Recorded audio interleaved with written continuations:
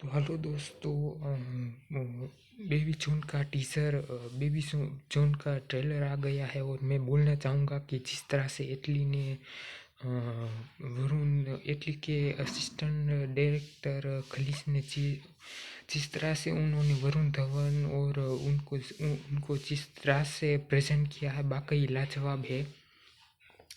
मतलब कि ये मूवी जो थलपति विजय की थेरी की रीमेक है, लेकिन मैं बोलना चाहूँगा कि जिस तरह से खलीसन में इसने बदलाव किया है, जिस तरह से नेगेटिव कैरेक्टर जैकी स्कॉफ ने निभाया है, जैकी स्कॉफ वाकई मतलब कि नेक्स्ट लेवल लग रहे थे। उनका कैरेक्टर जो बब्बर शेर है वो बाकी बहुत मतलब कि ऑडियंस को सबसे पहले वही एक तरफ ही खींच लेगा।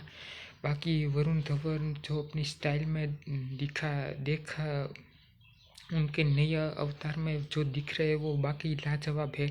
बाकी लास्ट में देखा था तो जब मास्क बीच से फट जाता है तो आंखें दिखाती है।